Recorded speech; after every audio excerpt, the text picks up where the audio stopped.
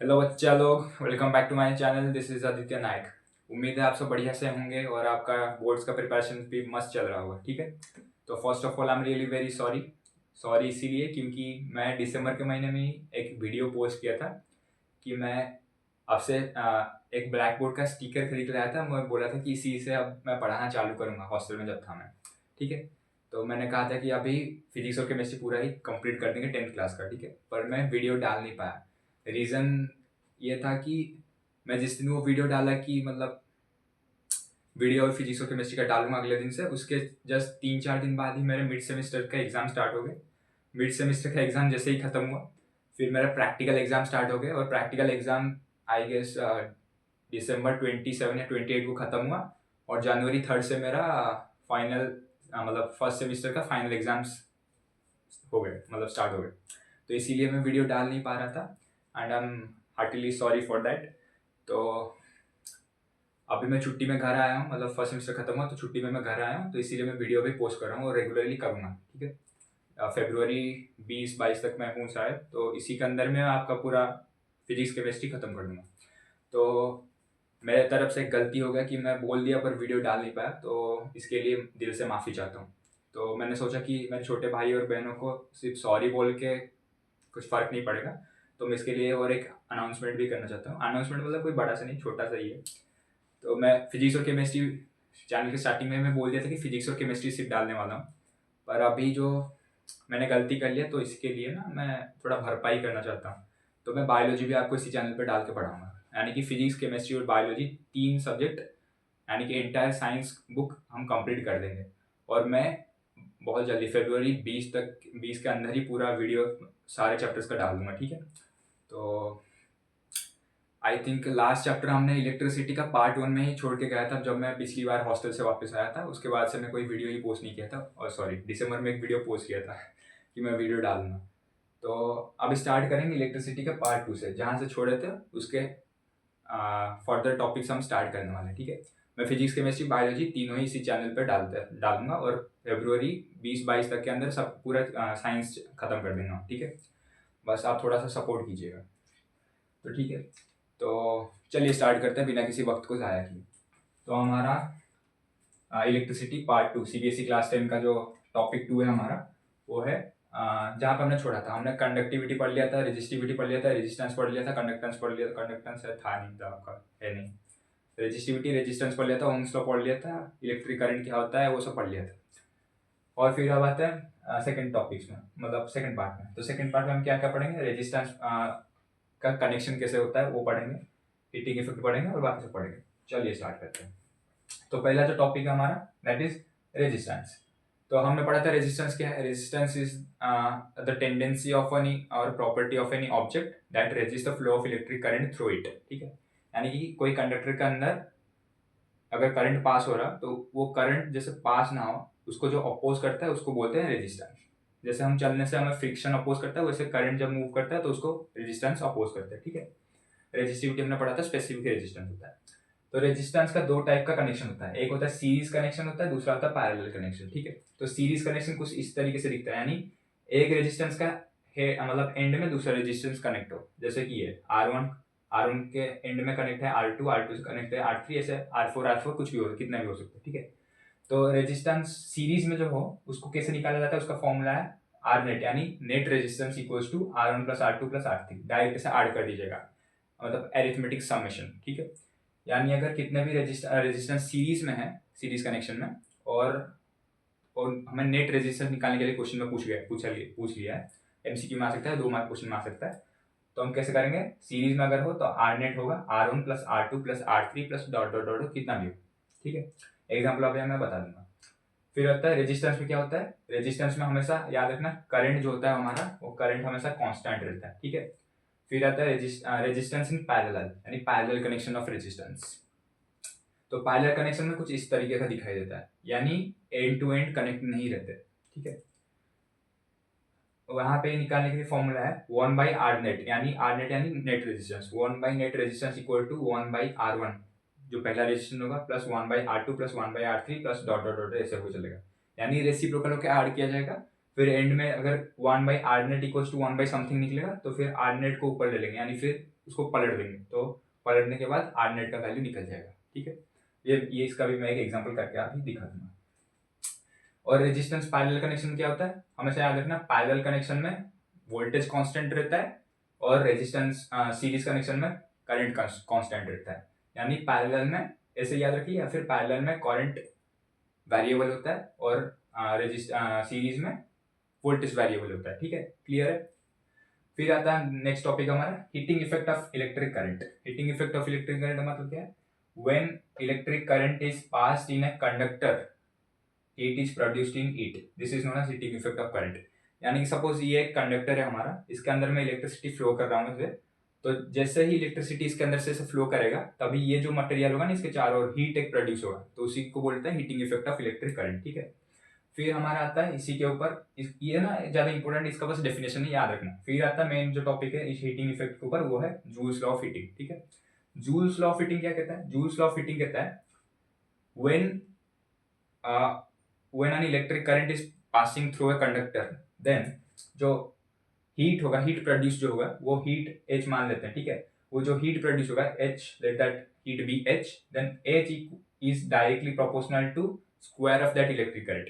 यानी इसमें अगर करंट पास हो रहा है इलेक्ट्रिक करंट, तो जो इसमें जो हीट प्रोड्यूस होगा इस कंडक्टर में, तो वो डायरेक्टली प्रोपोर्शनल होगा किसके साथ, वो जो करंट जो पास कर रहा है इस कंडक्टर से उसके स्क्वायर के साथ डायरेक्टली प्रोपोर्शनल होगा। ठीक है, यानी H is directly proportional to I square, heat is also proportional to resistance in that conductor. यानी जो करंट फ्लो हो रहा है तो इसमें कुछ रेजिस्टेंस भी होगा जो अपोज कर रहा होगा करंट को, फ्लो को। ठीक है, तो उसके साथ भी डायरेक्टली प्रोपोर्शनल होगा हीट जो प्रोड्यूस होगा इस कंडक्टर में। थर्ड में क्या कर रहा है, जो टाइम जो करंट को मतलब ट्रैवल करने के लिए जितना टाइम लग रहा होगा उससे भी हीट डायरेक्टली प्रोपोर्शनल होगा।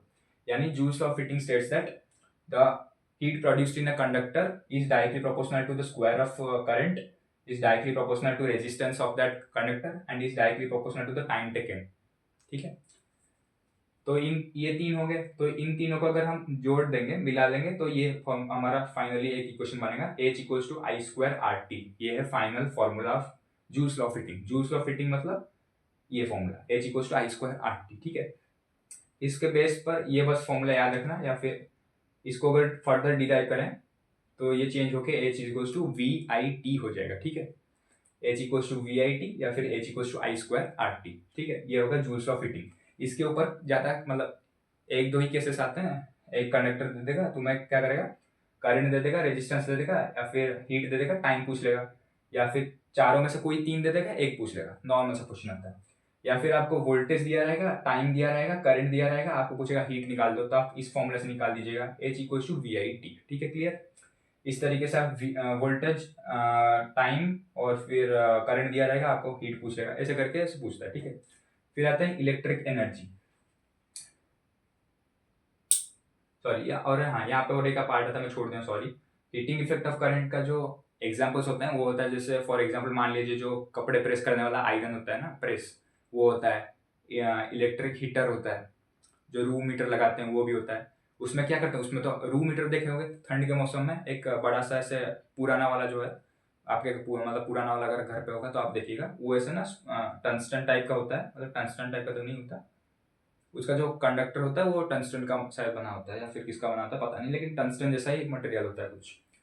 तो उसमें इलेक्ट्रिक करंट पास होता है, तो उसमें आग नहीं लगता है, उसमें इलेक्ट्रिक करंट पास करते हैं तो अपने आप हीट जनरेट करता है।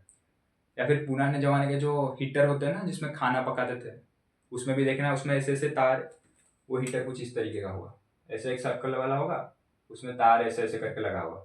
ठीक है, हीट मतलब उसको इलेक्ट्रिक करंट देके गर्म करेंगे तो ये वाला जो पोर्शन होगा ऐसे जिगजैग मोशन में, जो मतलब जिगजैग पोर्शन जो होगा वो गर्म होगा और अपने आप खाना पकने लगेगा। ठीक है, इलेक्ट्रिक हीटर हो गया या फिर इलेक्ट्रिक प्रेस हो गया, तो वो होता है example of, those are the examples of heating effect of electric current. फिर आपने जूल्स ऑफ हीटिंग पढ़ लिया, दो फॉर्मूला याद रख लीजिएगा। ठीक है, अगर आपको पूछ लीजिएगा 3 मार्क्स में, suppose derive Joule's of heating, तो आप लिख लीजिएगा ऐसे, स्टेटमेंट बना के लिखना है। ये तो 3 मैथमेटिकल इक्वेशन है, आपको स्टेटमेंट ऐसे बनाना है कि joules law of heating states that the heat produced in a conductor is directly proportional to the square of current flowing through it, and it is also proportional to the resistance and it is also proportional to the time taken by the electric current to pass through the conductor. फिर mathematic लिख लेना, mathematically comma h directly proportional to I square, h directly proportional to r, h directly proportional to t। फिर implies देके लिख देना h equals to I square R T by combining these three equations, ठीक है। फिर और लिख देना वी आई टी कैसे हो गया, r के जगह हम क्या लिख सकते हैं, r हम पता है v is equals to I R, ठीक है। तो r is equals to v upon I हो गया, तो v अपॉन आई करके ऐसे चेंज करने के बाद ये h equals to V I T हो गया, h equals to I square R T या फिर और h equals V I T, दोनों फॉर्मूला याद रख लीजिए। फिर नेक्स्ट टॉपिक है electric energy. What is electric energy, sorry यहाँ पे टी छूट गया। Total work done in maintaining an electric current, the total work done in maintaining an electric current in total work done in maintaining an electric current in an electric circuit, यानी electric circuit कोई सा भी एक बना है उसके अंदर electric current को मेंटेन करके रखने के लिए जितना वर्क डन होता है तो उसी को बोलते हैं इलेक्ट्रिक एनर्जी, ठीक है। डेफिनेशन याद रख लीजिएगा, total work done in maintaining a electric current in an electric circuit, electric circuit में इलेक्ट्रिक करंट को मेंटेन करने में जितना वर्क डन होता है उसी को बोलते हैं इलेक्ट्रिकल एनर्जी या फिर इलेक्ट्रिक एनर्जी। उसका एक फॉर्मूला होता है W is equals to, W मतलब वर्क होता है यहाँ पे, ठीक है। इलेक्ट्रिकल एनर्जी वर्क कुछ भी होता है, electrical energy W is equals to, या फिर आप WE भी लिख सकते हैं, या फिर W is equals to VIT या फिर I square R T, same formula Joule's of heating से जो आया, ठीक है। बस आपको ये डेफिनेशन याद रखना है, total work done in maintaining electric current in a electric circuit is called electrical energy. फिर आता है इलेक्ट्रिकल फ्यूज। फ्यूज क्या होता है भाई, हमने सर्किट पढ़ लिया था, सर्किट का डायग्राम बना के मैंने आपको दिखाया था सारे पहले वीडियो में, तो सर्किट पढ़ लिया था। तो इलेक्ट्रिक फ्यूज क्या है, electric fuse is the safety device that protects our electrical devices और गैजेट्स फ्रॉम शॉर्ट सर्किट और ओवरलोडिंग। यानी कोई भी इलेक्ट्रिकल सर्किट है अगर उसमें करंट ज़्यादा फ्लो हो रहा है तो उसमें हमारा एक इलेक्ट्रिकल फ्यूज नाम का डिवाइस होता है जो कि प्रोटेक्ट करता है हमारे गैजेट्स को। घर में देखिएगा, वो घर में हमेशा वो इलेक्ट्रिकल फ्यूज रहता है, एमसीबी बोलते हैं उसको, मिनिएचर सर्किट ब्रेकर नाम का एक फ्यूज होता है। एग्जांपल इलेक्ट्रिकल फ्यूज का MCB, miniature circuit breaker, 10th class के लिए ही है। अगर आप फर्दर स्टडी करेंगे 11th-12th में तो शायद इतना नहीं है, अगर आप बैचलर्स ऑफ साइंस करेंगे फिजिक्स में या फिर बीटेक करेंगे तो अगर उसमें बीटेक अगर करते हैं तो फिर उसमें इलेक्ट्रिकल बेसिक इलेक्ट्रिकल नाम का कोई आएगा, मतलब फर्स्ट ईयर में, तो उसमें आप पढ़िएगा टाइप्स ऑफ फ्यूजेस, बहुत सारे होते हैं, ठीक है। मॉसफेट वगैरह वगैरह होते हैं, सब बहुत सारा आप पढ़ेंगे फर्दर, ठीक है। तो फ्यूज क्या होता है, safety device that protects electrical gadgets from short circuit और ओवरलोडिंग। यानी ज़्यादा करंट फ्लो हो रहा है तो अपने आप वो फ्यूज का वायर टूट जाएगा। फ्यूज का वायर जो होता है वो टंगस्टन से बना होता है और वो क्या होता है, वो स्लाइटली हायर उसका रेजिस्टेंस होता है गैजेट से। तो जैसे ही ओवरलोडिंग होगा फ्यूज का वायर ऐसे बीच से टूट जाएगा। फ्यूज का वायर अगर बीच से टूट जाता है तो सर्किट जो होता है वो ओपन हो जाता है, और ओपन सर्किट में आपको पता है करंट फ्लो नहीं करता है, तो हमारा गैजेट डैमेज नहीं होगा। प्रॉपर्टीज क्या होता है इलेक्ट्रिक फ्यूज का, पहला प्रॉपर्टी है it has low melting point. Melting point जो होता है फ्यूज का वो बहुत लो होता है, नॉर्मल वायर जो होता है वायर से बहुत कम होता है melting point. Always connected in series with live wire, ठीक है। आप जब इलेक्ट्रिकल सर्किट होता है उसमें 3 टाइप्स के वायर होता है, एक होता है लाइव वायर जो कि होता है ब्लैक कलर का, और एक होता है न्यूट्रल वायर, और एक होता है सेकेंडरी लाइव वायर। न्यूट्रल हमेशा येलो या फिर व्हाइट और ग्रे कलर का होता है, लाइव वायर ब्लैक कलर का होता है, और सेकेंडरी लाइव रेड कलर का होता है। तो फ्यूज जो होता है, जो इलेक्ट्रिकल फ्यूज होता है, तो मोस्टली तो एमसीबी यूज करते हैं घर में, मिनिएचर सर्किट ब्रेकर नाम का फ्यूज। तो जो वो एमसीबी होता है यानी इलेक्ट्रिकल फ्यूज, वो हमेशा लाइव वायर यानी ब्लैक कलर का जो वायर होता है उसी के साथ वो कनेक्ट होता है, किसमें, सीरीज कनेक्शन में। ये वाला जो कनेक्शन है पहले पढ़ते हैं सीरीज कनेक्शन में, ठीक है। सीरीज कनेक्शन में क्या होता है, करंट कांस्टेंट होता है। आप बोलोगे, हमेशा याद रखना सीरीज कनेक्शन में फ्यूज होता है, कनेक्ट होता है किसके साथ, लाइव वायर के साथ कनेक्ट होता है, ठीक है। 3 टाइप के वायर होता है, live wire, secondary live wire और न्यूट्रल वायर। तो लाइव वायर ब्लैक कलर के वायर के साथ फ्यूज हमेशा कनेक्ट होता है, वो भी सीरीज कनेक्शन में, याद रखिएगा। फिर होता है made up of pure tin और alloy of copper and tin. Tungsten से भी कई कई बनता है लेकिन मोस्टली तो प्योर टीन से बनता है, या फिर कॉपर एंड टीन वाले जो होते हैं, क्या कॉपर एंड टीन वाले अलॉय से बनते हैं, ठीक है। तो इलेक्ट्रिक फ्यूज बारे में ये तो थियरी वाला क्वेश्चन 2 मार्क या फिर 3 मार्क में आ जाता है, बोलेगा define electrical fuse and give 2 properties of it. तो लिखिएगा it is a safety device that protects electrical gadgets from short circuit और ओवरलोडिंग। ओवरलोडिंग यानी करंट बहुत बढ़ जाता है, वोल्टेज बढ़ जाता है, ठीक है। फिर प्रॉपर्टीज में क्या लिखेगा, it has low melting point, always connected in series with live wire, या फिर made up of pure tin और एलॉय, ठीक है। 3 में से कोई 2 लिख लीजिएगा, फिर 3 ही लिख लीजिए, 3 याद रख लीजिएगा, ठीक है। अब आता है हमारे नेक्स्ट टॉपिक पर, दैट इज इलेक्ट्रिकल पावर। तो व्हाट इज इलेक्ट्रिकल पावर, यहाँ पे इलेक्ट्रिक एनर्जी पढ़े, अभी इलेक्ट्रिक पावर पढ़ेंगे। इलेक्ट्रिक और electrical power, the rate at which electrical energy is consumed in electric circuit is called electrical power. यानी power का मतलब क्या होता है, the rate of doing work, उसको बोलते हैं ना पावर। तो इसी हिसाब से जो रेट में एक इलेक्ट्रिकल डिवाइस क्या करता है, इलेक्ट्रिकल सर्किट में इलेक्ट्रिक एनर्जी कंज्यूम हो रहा है। इलेक्ट्रिक एनर्जी हमने पढ़ लिया कि जो total work done maintaining electric current in a electrical circuit, उसको इलेक्ट्रिकल एनर्जी पढ़ते हैं। इलेक्ट्रिक पावर क्या है, rate at which energy is consumed in electric circuit, यानी किसी भी टाइप के इलेक्ट्रिकल सर्किट में जिस रेट में इलेक्ट्रिक एनर्जी कंज्यूम होता है, इलेक्ट्रिक एनर्जी कंज्यूम होता है जितने रेट पे, उसको बोलते हैं इलेक्ट्रिकल और इलेक्ट्रिक पावर, ठीक है। तो rate at which electric energy is consumed in an electric circuit is called electrical power, ठीक है। इसका 3 फॉर्मूला होता है। पहला होता है power is equals to voltage into electric current, VI। इसको फर्दर अगर डिराइव करोगे तो ये फिर आ जाएगा power is equals to voltage का स्क्वायर डिवाइडेड बाय रेजिस्टेंस, ठीक है। P इज इक्वल्स टू, फिर तीसरा फॉर्मूला है करंट का स्क्वायर R, यानी electrical power is equals to VI या फिर V स्क्वायर अपॉन R या फिर I स्क्वायर R।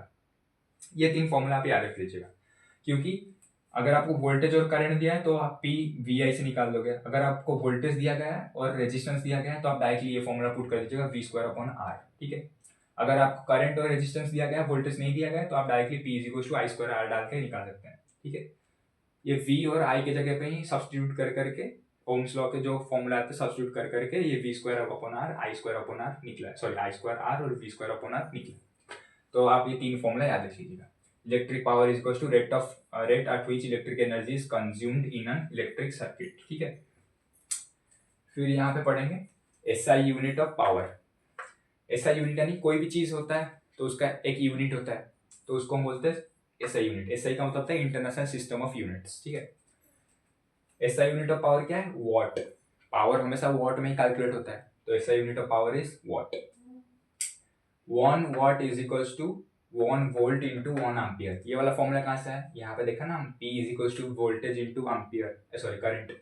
तो 1 watt कैसे होगा, जब 1 वोल्ट इंटू 1 एम्पियर मल्टीप्लाई होंगे तभी जाके 1 watt पावर निकलेगा, ठीक है।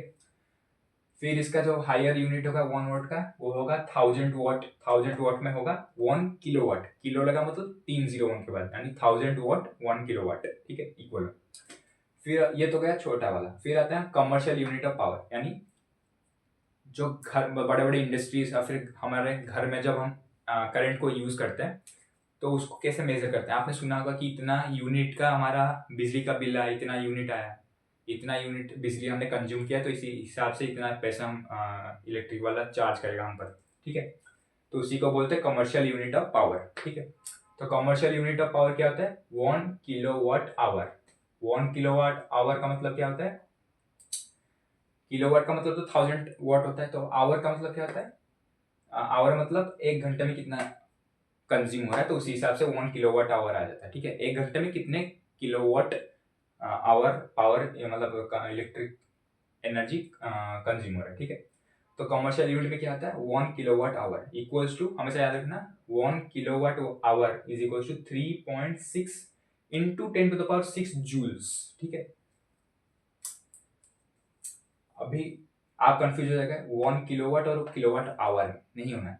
किलोवाट का मतलब होता है 1000 वाट, बस वो कुछ काम का नहीं, याद रखने का है भी नहीं। लेकिन कमर्शियल यूनिट में क्या होता है, 1 किलोवाट आवर KWH, इसका मतलब है 3.6 इंटू 10⁻⁶ जूल्स, ठीक है। तो 3.6 इंटू 10⁻⁶ जूल्स को हम बोलते हैं 1 किलोवाट आवर, और 1 किलोवाट आवर को ही हम बोलते हैं 1 यूनिट ऑफ इलेक्ट्रिक करंट हमने कंज्यूम किया है। आपने मोस्टली पापा को या फिर घर में जो इलेक्ट्रिकल मतलब जो कैलकुलेट करते हैं इलेक्ट्रिक बिल, तो उसमें लिखा होगा 500 यूनिट हमने यूज़ किया महीने का, या फिर 600 यूनिट किया, 250 यूनिट किया, तो उस हिसाब से हम कुछ फीस चार्ज देते हैं। तो वो होता है इसी यूनिट को, ये जो यूनिट है वो वही है, एक यूनिट का इतना रुपया है तो फिर 500 यूनिट का कितना रुपया है, ऐसे आपको क्वेश्चन पूछ लेगा। ठीक है, तो एक आपको क्वेश्चन कैसे जो कमर्शियल यूनिट पावर से एक दो क्वेश्चन मतलब आ सकते हैं, बोर्ड्स में भी काफ़ी बार आए हैं, तो इस तरीके के क्वेश्चन आएंगे। लाइक एक इलेक्ट्रिकल गैजेट है, उसका रेटिंग इतना है और वो एक महीने में अगर एक मतलब क्या बोलते हैं उसको, एक यूनिट का रेट इतना है 8 रुपए है, तो फिर एक महीने में ये कितना बिजली मतलब कितना पैसा देना पड़ेगा एक आदमी को अगर वो बल्ब यूज़ करता है। तो आपको पहले कमर्शियल यूनिट निकालना, उसके ऊपर एक मैं वीडियो डाल दूंगा क्वेश्चन कैसे न्यूमेरिकल सॉल्व होता है इस चैप्टर का, वो बाद में डाल दूंगा। अभी बस इतना याद रखिए, कमर्शियल यूनिट ऑफ पावर होता है 1 किलोवाट आवर, उसको बोलते हैं 1 यूनिट का वैल्यू होता है 3.6 इंटू 10⁶ जूल्स। ठीक है, 3.6 इंटू 10⁶ जूल्स, वॉट नहीं, जूल्स। फिर आता है पावर रेटिंग। ये पावर रेटिंग क्या चीज है? पावर रेटिंग जो है वो है electric energy consumed per second by an appliances. कितने रेट में कंज्यूम होता है उसको इलेक्ट्रिकल पावर बोलते हैं, पर पावर रेटिंग क्या है? एक सेकेंड में हमारा एक इलेक्ट्रिकल डिवाइस कितना इलेक्ट्रिक एनर्जी कंज्यूम करता है। यानी सपोज मान ले एक फोन है, उसको चार्ज पे लगाता है, तो वो एक सेकेंड में कितना इलेक्ट्रिकल एनर्जी कंज्यूम मतलब अपने अंदर खींच लेता है, यूज कर लेता है, तो उसी को बोलते हैं पावर रेटिंग। इसका उसी डेफिनेशन याद रखना, electric energy consumed per second by an appliances is called power rating. ठीक है, आखिरी टॉपिक है हमारा एफिशिएंसी ऑफ इलेक्ट्रिकल गैजेट्स और डिवाइसेस। एफिशिएंसी क्या होता है? It is the ratio of output power with input power. ठीक है, तो इसको डिनोट करते हैं सिंबल ईटा से। ठीक है, eta eta equals to output power divided by input power. यानी कि एक इलेक्ट्रिकल डिवाइस है, उसका पूछ लेगा कि इसका एफिशिएंसी कितना है, what is the efficiency of electric iron, और दे देगा आपको आउटपुट पावर, दे देगा इनपुट पावर। इनपुट पावर यानी कितना पावर वो लेता है और आउटपुट यानी कितना वो रिलीज करता है पावर। ठीक है, आउटपुट पावर अपन input power equals to eta. Eta यानी एफिशिएंसी ऑफ इलेक्ट्रिकल डिवाइसेस, ऐसे कैलकुलेट होता है रेशियो। ठीक है, ये था लास्ट टॉपिक। मोस्टली ये टॉपिक को इग्नोर मार देते सब, क्योंकि एग्जाम कभी पूछा नहीं है गया, शायद कभी बोर्ड्स में पूछा भी नहीं गया या फिर पूछते भी नहीं है, नॉर्मल सा टॉपिक है। ठीक है, मोस्टली तो इसके ऊपर आ जाते हैं कमर्शियल यूनिट ऑफ पावर के न्यूमेरिकल्स आ जाते हैं, पैसे कैलकुलेट करने वाला, और सीरीज या फिर पैरेलल कनेक्शन, ओम्स लॉ, ये सब इंपोर्टेंट टॉपिक्स है इसके। ठीक है, और ये था हमारा लास्ट टॉपिक। तो इलेक्ट्रिकल जो इलेक्ट्रिसिटी चैप्टर है हमारा फिजिक्स का, वो हो गया कंप्लीट, पूरी तरीके से कंप्लीट। मैंने आपको पूरा थियरी पढ़ा लिया, 2 वीडियो देख लीजिए, आपका कंप्लीट हो जाएगा। ठीक है, और आप कहीं पे जाने का ज़रूरत नहीं पड़ेगा। तो अभी हमने इतना सब पढ़ लिया, अभी मैं आपको बस करके दिखा देता हूँ कि जो रेजिस्टेंस होता है वो कैसे कैलकुलेट करते हैं।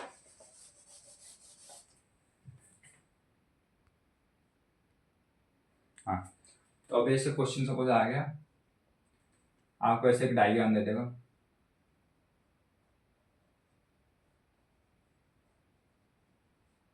ठीक है, ये दे दिया 2 ओम, ये दे दिया 3.5 ओम, ये दे दिया 6 ओम। ओम क्या है? रेजिस्टेंस का सिंबल मतलब यूनिट, और ये दे दिया आपको 7 ओम या फिर 1.7 ओम। ठीक है, आप देख पा रहे हैं ये एंड टू एंड कनेक्टेड है, तो ये क्या होगा? सीरीज कनेक्शन होगा। सीरीज कनेक्शन में क्या है?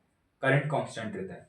सीरीज कनेक्शन निकालने का फॉर्मूला क्या है? और आपको पूछेगा फाइंड द नेट रेजिस्टेंस, तो आर नेट यहाँ पे हो जाएगा R1 plus R2 plus R3, यहाँ पे 4 है तो प्लस R4, कितना हो जाएगा?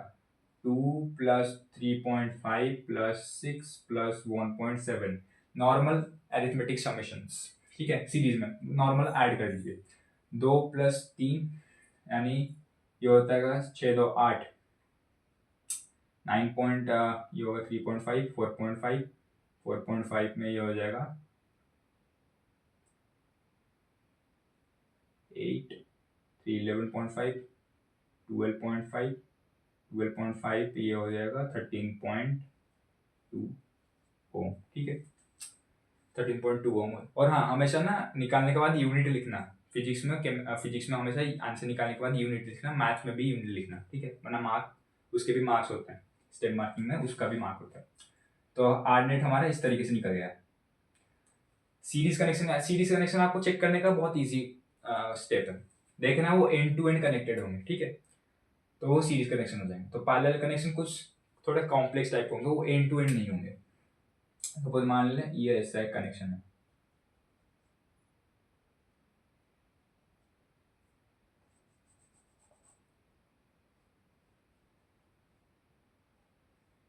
ये एंड टू एंड कनेक्टेड आपको दिख रहा हो कि एक ही कनेक्टेड है, लेकिन ऐसे ऐसे बीच में हो जाएगा, तो ये एंड टू एंड कनेक्टेड नहीं है। सपोज यहाँ पे मान लीजिए 2 ओम है, ये 3 ओम है, और यहाँ पे ऐसे कोई वोल्टेज सोर्स दिया हुआ, ठीक है, तो यहाँ पे आपको क्या करना है, आर नेट निकालना है। तो ये देखना, ये पैरेलल कनेक्शन होगा, ये सीरीज कनेक्शन नहीं होगा। यहाँ पे पैरेलल कनेक्शन क्या होगा, करंट जो होगा वो डिफरेंट होगा, लेकिन वोल्टेज सेम होगा।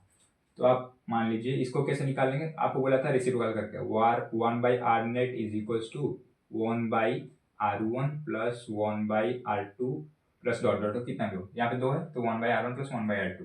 इसको फर्दर करेंगे तो 1/r net as it is, ये हो जाएगा 1/r1 कितना है 1/2 प्लस 1/r3 r2 कितना है 3 ओम। तो यहाँ पे 1/r नेट जो हो गया वो हमारा हो गया 1/2 प्लस 1/3, यानी 3 प्लस 2/6, 5/6।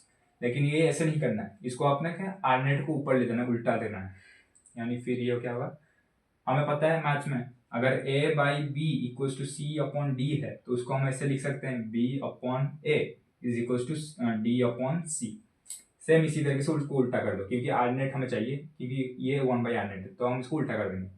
तो आर नेट को ऊपर ले आए और 1 को नीचे ले गए, तो 1 लिखने का कोई ज़रूरत नहीं है, तो 1/r net is equal to कितना होगा 5/6 निकला था, तो ये भी उल्टा हो जाएगा, तो 6/5, यानी कि 1.2 ओम। हमेशा इसको डेसिमल बना के कैलकुलेट करके डेसिमल बना के लिखना है यूनिट ओम। तो आर नेट हमारा निकल गया 1.2 ओम नेट रेजिस्टेंस जो है पैरेलल में, ठीक है। आपको हमेशा क्या करेगा, आपको इसे सिंपल सिंपल नहीं देगा, अगर किस्मत अच्छा हो तो सिंपल सिंपल दे देगा, वरना नहीं देगा। आपको क्या करेगा, सीरीज पैरेलल सब मिला जुला के देगा। ये ऐसे हो गया, फिर यहाँ पे क्या करता ना, ऐसे ऐसे करके और एक रेजिस्टेंस दे देता, ये सपोज ला दिया 7 ओम।